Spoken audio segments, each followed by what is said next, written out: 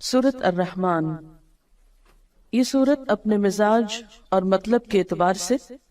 سورتوں کے اس گروپ سے تعلق رکھتی ہے جو مکی زندگی کے اس دور میں نازل ہوئی جب آپ صلی اللہ علیہ وسلم کی تکذیب اور مخالفت جوش پر تھی، اور وہ آپ سے بار بار اس بات کا مطالبہ کر رہے تھے، یعنی آپ کے دشمن، کہ انہیں کوئی نشانی دکھائی جائے، کوئی معجزہ دکھایا جائے، اور اگر ان کے مطالبے پر معجزہ یا عذاب نہیں آتا تو پھر وہ محمد صلی اللہ علیہ وسلم کی دعوت کو نہیں مانیں گے، اور اگر دنیا میں عذاب نہیں آتا تو اس کا مطلب یہ ہے کہ آخرت میں بھی نہیں آنے والا۔ اس کانٹیکسٹ میں یہ سورت نازل ہوئی۔ اس سورت میں ایک آیت فَبِأَيِّ آلَاءِ رَبِّكُمَا تُكَذِّبَانِ کی بار بار تکرار ہوئی، تو یوں لگتا ہے کہ جیسے مخالفین اپنی ضد میں مبتلا تھے،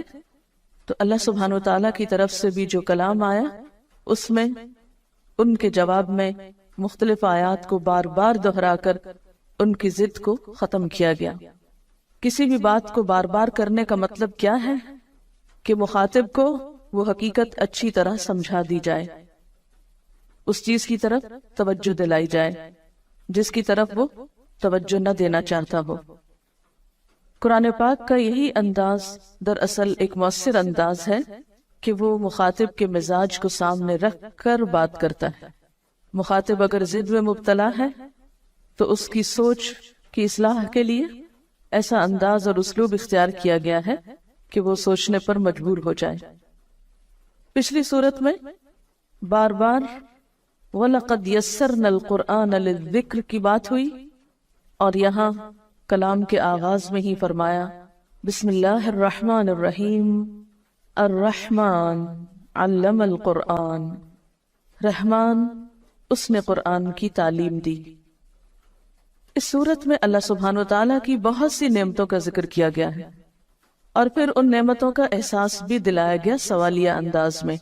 فَبِأَيِّ آلَاءِ رَبِّكُمَا تُكَذِّبَانِ کہہ کر کہ تم اپنے رب کی کن کن نعمتوں کو جھٹلاؤ گے۔ حقیقت یہ ہے کہ انسان کو جتنی بھی نعمتیں ملی ہیں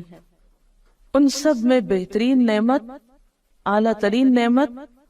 اور وہ نعمت جس کا سب سے پہلے ذکر کیا گیا وہ ہے قرآن کی نعمت۔ ساری دنیا کی نعمتیں ایک طرف اور قرآن کی نعمت ایک طرف۔ هُوَ خَيْرٌ مِّمَّا يَجْمَعُونَ، وہ بہتر ہے ہر اس چیز سے جسے لوگ جمع کر رہے ہیں۔ اور یہ اللہ تعالیٰ کی رحمت کا نتیجہ ہے کہ مخالفین عذاب مانگ رہے ہیں اور اللہ تعالیٰ جواب میں اپنی رحمت کے طور پر ان کی اصلاح کے لیے قرآن بھیج رہا ہے۔ الرحمن، بے حد مہربان، بہت مہربان، علم القرآن، اس نے تعلیم دی ہے قرآن کی، اس نے سکھایا ہے قرآن۔ اہل مکہ کہتے تھے کہ یہ قرآن کسی انسان نے یا کسی جن نے آپ کو القاء کیا ہے، یا آپ نے خود لکھ لیا ہے، یا کوئی اجمی غلام آپ کو اس کی تعلیم دیتا ہے، یا کچھ اور لوگوں کا خیال ہے کہ اہل کتاب کے علماء سے آپ نے شاید کچھ سیکھ لیا۔ فرمایا نہیں، کسی سے بھی کچھ نہیں سیکھا۔ علم القرآن، یہ قرآن رحمان کی تعلیم ہے، رحمان نے سکھایا ہے۔ اللہ تعالیٰ نے اسے نبی صلی اللہ علیہ وسلم کو سکھایا اور بذریعہ جبریل امین سکھایا، جس کا ذکر پیچھے سورۃ النجم میں گزرا، علمہ شدید القوا۔ اور پھر آپ صلی اللہ علیہ وسلم نے صحابہ کرام کو سکھایا، اور اس سے یہ سلسلہ چل نکلا جو آج تک باقی ہے اللہ کے فضل سے۔ تو قرآن کی تعلیم دینا ایک بہت اعلیٰ درجے کا کام ہے جسے رحمان نے اپنی طرف منسوب کیا۔ الرحمن علم القرآن، اللہ تعالیٰ کی صفات میں سے بہترین صفت اس کی صفت رحمت ہے، اور اس میں بھی مبالغے کا صیغہ رحمان ہے،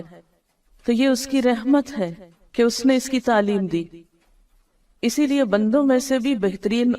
ان کو قرار دیا گیا جو قرآن سیکھیں یا سکھائیں۔ گویا جو شخص یہ چاہتا ہو کہ اس پر اللہ کی رحمت نچھاور کی جائے، اللہ تعالیٰ کی رحمتوں کو پائے، اس کے لیے پھر اس کے سوا کوئی راستہ نہیں کہ اس قرآن کو سیکھے اور سکھائے، یا اس کو لوگوں تک پہنچانے کے لیے کوشش کرے۔